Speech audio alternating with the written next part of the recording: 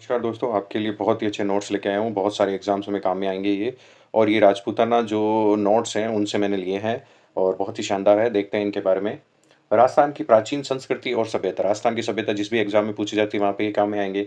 सबसे पहले है कालीबंगा, कालीबंगा मतलब होती है काली चूड़ियाँ, कालीबंगा का शाब्दिक अर्थ होता है काली चूड़ियाँ। इस सभ्यता की खोज हनुमानगढ़ जिले की घग्गर नदी के किनारे हुई थी। सरस्वती नदी होती है इसका जो उद्गम एक तरीके से सरस्वती नदी के किनारे मान सकते हैं।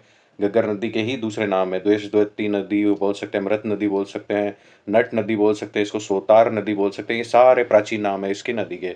उसके बाद आगे देखते हैं अपन, आगे देखते हैं तो इसके अंदर है राजस्थान की सबसे प्राचीन सभ्यता, नगरीय सभ्यता है ये कालीबंगा। दीनहीन सभ्यता के नाम से भी ये प्रसिद्ध है, दीनहीन। और स्वतंत्रता के बाद सिंधु घाटी सभ्यता का खोजा गया सबसे बड़ा नगर है ये स्वतंत्रता के बाद। यह सिंधु घाटी सभ्यता का 5वां बड़ा पुरातात्विक स्थल है। 5वां सबसे बड़ा पुरातात्विक स्थल भी है और भारत का तीसरा सबसे बड़ा है। यानी राखी गढ़ी पहले नंबर पे आ जाता है जो हरियाणा में है, धोलावीरा जो गुजरात में है सेकंड नंबर पे और राजस्थान वाला ये तीसरे नंबर पे है, ठीक है? और भी देखते हैं। इस पेज के जो लास्ट में है वो सिंधु सभ्यता की तीसरी राजधानी भी इसे कहा जाता है। पहली राजधानी जो हड़प्पा है, दूसरी मोहनजोदारो और तीसरे नंबर पर इसको मान सकते हैं। ये कांस्य युगीन सभ्यता की श्रेणी में आती है, कांस्य युगीन सभ्यता की श्रेणी में इसको लिया जाता है। नेक्स्ट पेज अपन देखते हैं इसका। नेक्स्ट पेज इसी के आगे का हिस्सा है और इसके अंदर आपके है 1961 में कालीबंगा के अवशेषों पर भारत सरकार ने एक डाक टिकट भी जारी किया था, जो कि 90 पैसे का डाक टिकट था। ये भी आपको याद रखना है कि 1961 में इसके ऊपर एक डाक टिकट जारी हो चुका है। पीलीबंगा तथा रंगमहल सभ्यताएँ भी हनुमानगढ़ जिले में ही है। यानी पीलीबंगा सभ्यता जो कालीबंगा के पास में ही है और रंगमहल सभ्यताएँ भी आपके हनुमानगढ़ जिले में है। राजस्थान सरकार ने इसे 1985 से 86 में कालीबंगा में एक संग्रहालय की स्थापना भी की है ताकि वहाँ पे लोग आएँ, उसको जानें, उसके बारे में डिस्कशन करें। उसके बाद आगे भी देखते हैं, तो आगे देख लेते हैं इसके अंदर, आगे नोट्स के अंदर क्या है? जानकारी देखें, इसमें जानकारी और देख लेते हैं अपन। इस सभ्यता के सबसे पहले जानकारी देने का श्रेय इटली के निवासी लुइस पी टेस्सितोरी को जाता है, जो 1900 ईस्वी में टेस्सितोरी महाराजा गंगा सिंह के संरक्षण में था उस समय टेस्सितोरी उन्हीं को जाता है इस सभ्यता की खोज का श्रेय। और इसकी खोज देखो, इसकी खोज है 1952 में बंगाली विद्वान अमलानंद घोष और ए एन घोष जो कि अमलानंद घोष जी थे, उनकी उनकी देख-रेख में हुई थी इसकी खोज।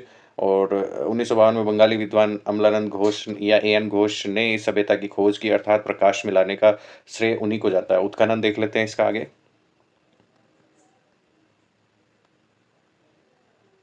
कालीबंगन का उत्खनन देखते हैं। कालीबंगा में उत्खनन का कार्य ब्रजवासी लाल यानी बी.वी. लाल के नेतृत्व में हुआ था और बी.के. थापर और एम.एस. वत्स और एम.डी. खरे, ये नाम आपको याद करने ज़रूरी है। ये इसी पैर में पूछे जाते हैं कि भाई कालीबंगा की खोज किस-किसने की थी, किस-किसने नहीं की थी, वो इसी पैर में पूछे जाते हैं। तो इसी पैर में हमने इसके बारे में देखा। उत्खनन की अवधि जो है 1661 से लेके 1961 से लेके 1969 तक इसकी अवधि है। 2 चरणों में इसका हुआ था, 1961 से लेके 64 तक और 68 से लेके 69 तक। यह सभ्यता 5 बार विकसित हुई और 5 बार ही नष्ट हो गई। इसमें 5 स्तर पाए जाते हैं, 5 स्तरों से हमें ये ज़ाहिर होता है भाई, ये सभ्यता 5 बार बनी और 5 बार बिगड़ी भी है। और आगे देखते हैं।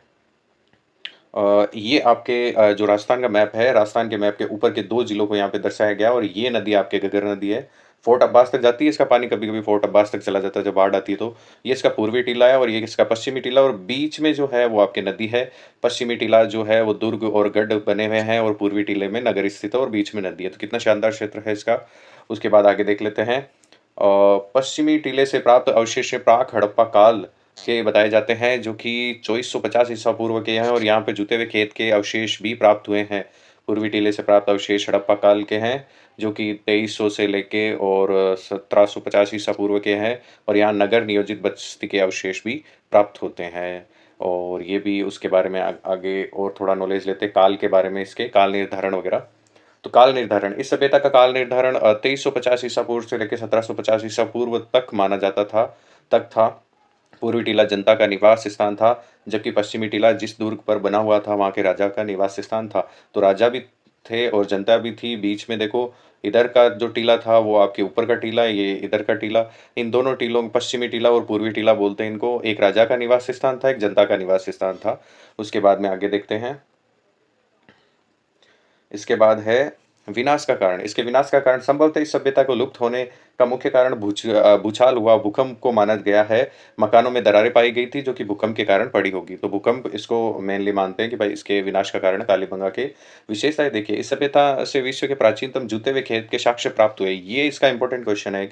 जूते हुए खेत के साक्ष्य प्राप्त होना और दक्षिण-पूर्वी क्षेत्र में इसके साथ ही 2 फसलें उगाने के साक्ष्य भी प्राप्त हुए हैं। गेहूँ है, जो है इसको उगाने के एकदम स्पष्ट साक्ष्य इस यहाँ से प्राप्त हुए हैं। उसके बाद में और भी देख लेते हैं कालीबंगा के बारे में। तो कालीबंगा के बारे में है 7 अग्नि वेदिका यहाँ से प्राप्त हुई है, स्वास्तिक का साक्ष्य यहाँ से प्राप्त हुए हैं, मूर्ति के प्रमाण नहीं मिले हैं यहाँ पे।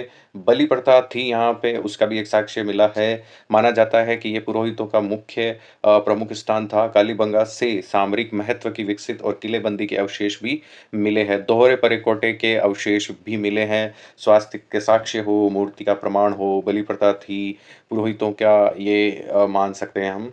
दोहरा परकोटा है वो भी मिला है। मकानों में प्रयुक्त ईंटों के आकार 4:2:1 अनुपात में मिला है।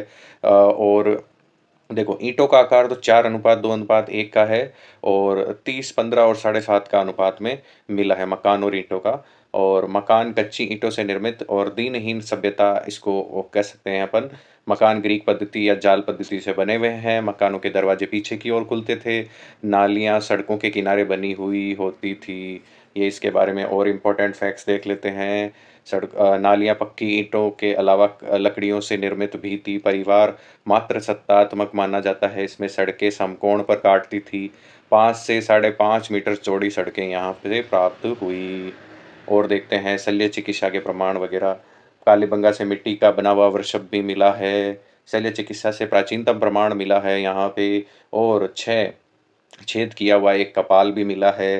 कालीबंगा के उत्खनन से शतरंज और चौसर की गोलियां भी मिली, यानी शतरंज और चौसर की गोलियां भी मिली है। वृषभ भी मिला है। शल्य चिकित्सा का प्रमाण भी मिला है। 6 छेद किया हुआ एक कपाल भी मिला है।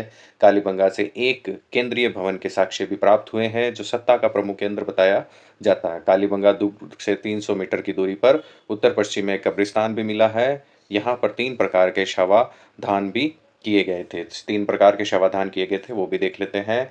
पद्धति प्रचलित थी आयताकार अथवा अंडाकार गर्तों में शव का सीधा लेटा देना, ये भी था आयताकार या अंडाकार गर्तों में यानी खड्डों में। वर्ताकार गर्तों में शवाधान करना, ये भी वहाँ पे था वर्ताकार गड्ढे खोद के।